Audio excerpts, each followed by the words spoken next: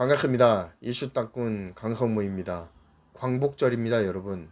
이 나라의 자주 독립을 위해서 자신의 몸을 바치셨던 한국 선열들의 노고와 열정에 감사하면서 다시 한번 고개를 숙여봅니다. 또한 지금 한일 무역 분쟁으로 인해서 타격을 입고 기술의 독립을 이루고자 불철주야 노력하시는 모든 엔지니어들과 그 산업의 종사자들의 노고에 또한 감사드리면서 파이팅을 외쳐봅니다. 파이팅!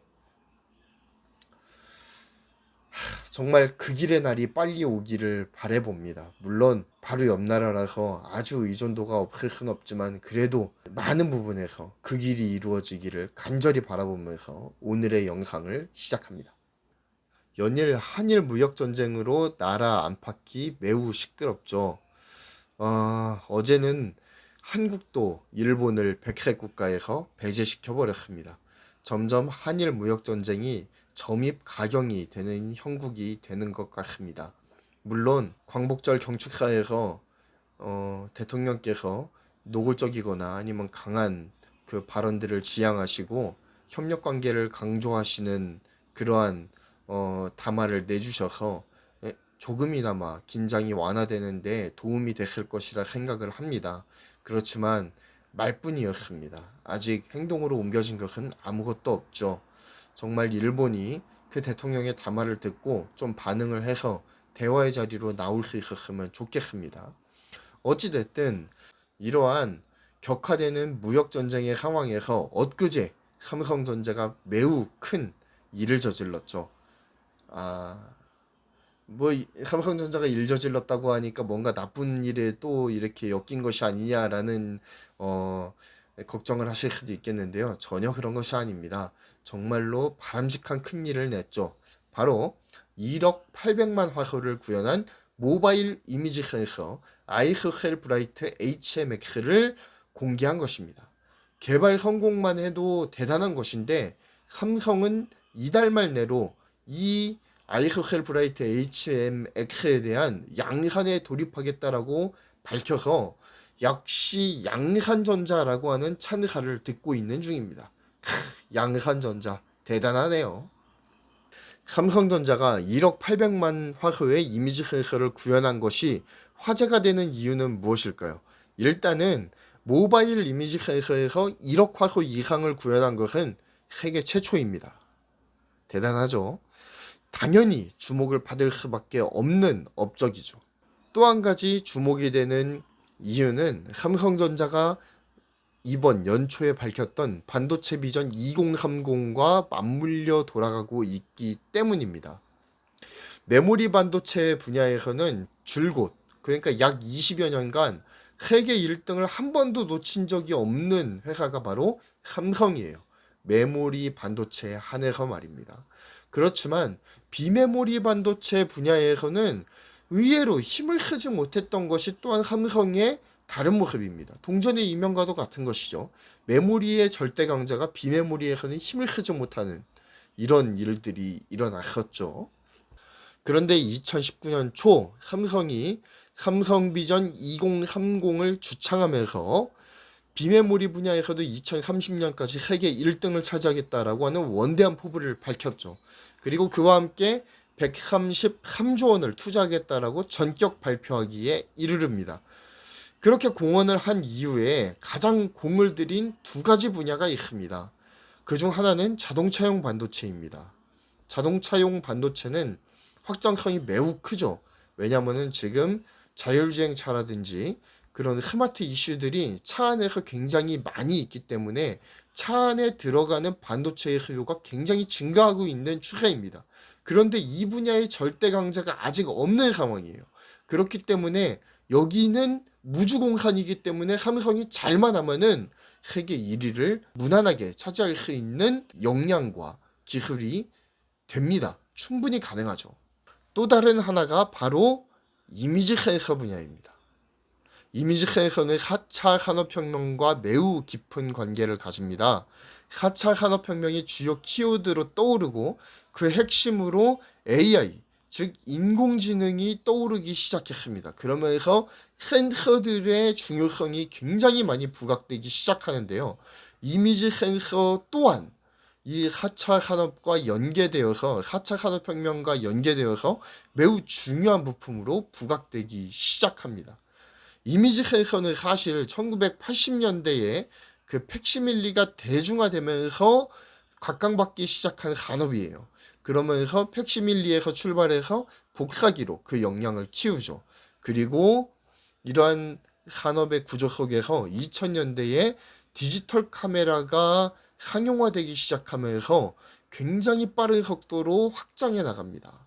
그런데 안 그래도 빠른 속도로 키워져 나가고 있었던 이 이미지 센서 시장에 정말로 폭탄을 집어던진, 그러니까 이 폭탄이라고 하는 거는 쫄딱 망하는 그 폭탄이 아니라 폭발적으로 팽창하는 것을 의미하는 거예요.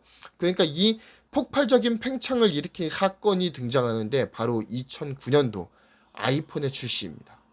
무슨 의미인지 아시겠죠? 이제 손에 들고 다니던 콤팩트 디카 아니면 DSLR이 핸드폰으로 들어오게 됐다라는 거예요. 그러면서 굉장히 시장의 양상이 바뀌죠. 이미지 센서가 이제까지는 팩스에 들어간다든지 아니면은 복사기에 들어간다든지 혹은 크기가 큰 콤팩트 디카나 아니면은 DSLR과 같은 비교적 크기가 큰 카메라류에 들어갔었단 말입니다. 그런데 이 카메라류에 들어가는 이미지 센서와는 비교가 되지 않을 정도로 작게 만들어야 되는, 이미지 센서를 작게 만들어야 되는 상황이 벌어지게 된 거예요. 그 시발점이 무엇입니까? 바로 아이폰의 등장이었다 라고 하는 겁니다. 그러면서 우주 큰 스마트폰들이 계속해서 일어나게 되죠. 그러면서 갤럭시가 떠오르게 되고 그리고 LG의 옵티머스 시리즈도 떠오르게 됩니다. 어찌됐든 스마트폰이 전체 그 셀룰러 폰을 그 지배하게 된 상황이 2009년도 아이폰의 출시로부터 시작이 되었다라는 것입니다.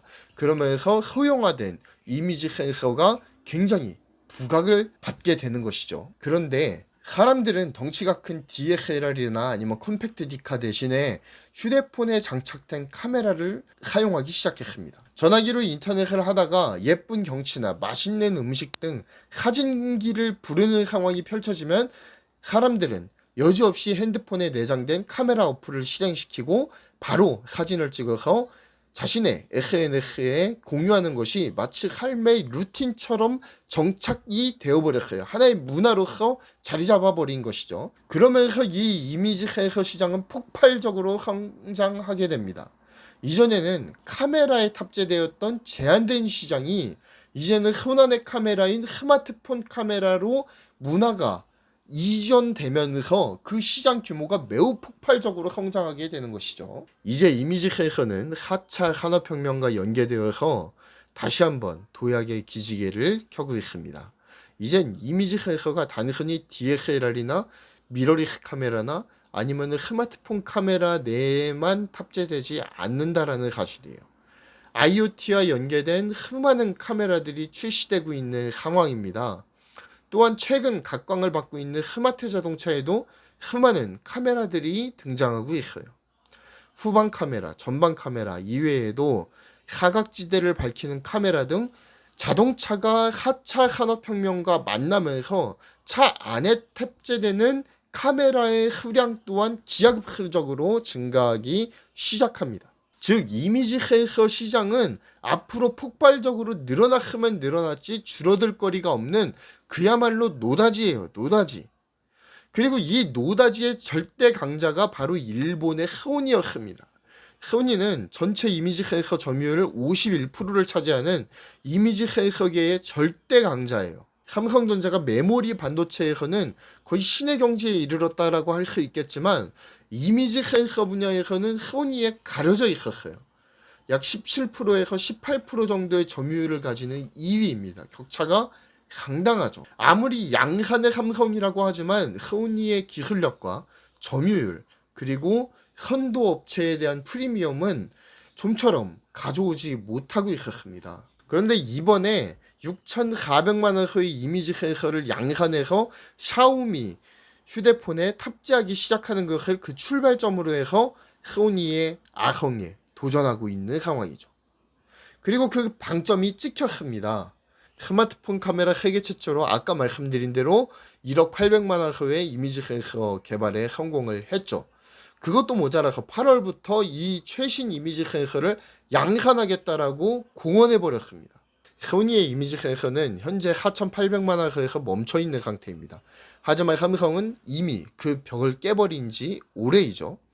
이미지 센서는 크기를 작게 만들면 작게 만들수록 전자가 다른 방향으로 흘러가는 이 간섭 현상이 심해진다라는 단점이 있어요. 그런데 스마트폰에 이 이미지 센서를 내장하기 위해서는 소형화는 필수이거든요. 그런데 소니는 그 이미지 센서 기술이 복사기라든지 팩시밀리로부터 시작해서 굉장히 큰 걸로부터 시작해 있었어요. 그러면서 컴팩트 디카나 아니면은 미러리스 카메라 그리고 DSLR에 탑재할 정도로 소형화시키는 데 성공을 합니다. 그리고 스마트폰에도 소니의 시모스 이미지 센서가 들어가는 것이 사실이에요. 그렇지만 큰 것에서 우위를 점하고 있었던 소니의 기술이 작게 소형화시키는 거에서 한계에 봉착한 거예요. 소니가 가진 기술력으로는 이 간섭 현상의 최소화를 해결하지 못한 겁니다. 그런데 삼성전자는 뭘 잘하죠? 미세 공정의 최강자예요. 그래서 메모리에서의 부동의 최강자가 될 수 있었던 이유도 바로 이 미세 공정에 그 해답이 있습니다. 그런데 이 메모리 반도체에 적용되는 미세 공정을 이 이미지 센서에 적용하기 시작한 거예요. 그러면서 획기적으로 크기를 줄일 수 있게 되었고, 그리고 화소수 경쟁에서도 우위를 차지하게 된 것입니다. 이것을 아이소셀 기술이라고 하거든요. 이것은 뭐냐면은 메모리의 집적도를 높이기 위해서 사용하는 트렌치 기술이라는 게 있어요. 깊게 파는 거예요. 깊게 파는 거예요. 그래가지고 깊게 판 홈으로 이 메모리를 쌓아 올리는 거죠. 이러한 트렌치 기술을 이미지 센서에 적용하기 이르릅니다. 그래서 그 기술 이름을 아이소셀이라고 붙여놓은 거예요. 그래서 이 센서 간의 간섭 현상을 극복하는 데 성공합니다. 그리고 이러한 기술 역시는 세계를 놀라게 하고 이미지 센서 1위 기업인 소니를 놀라게 했습니다. 기술력으로는 이미 소니를 뛰어넘은 삼성, 이제는 점유율만에서도 소니를 뛰어넘는 세계 최고의 이미지 센서 기업으로 우뚝 서기를 기대해 봅니다. 이상 이슈 땅꾼 강성모였습니다. 본 영상이 조금이라도 도움이 되셨다면 구독과 좋아요 그리고 알림 설정까지 꼭 부탁드립니다. 감사합니다.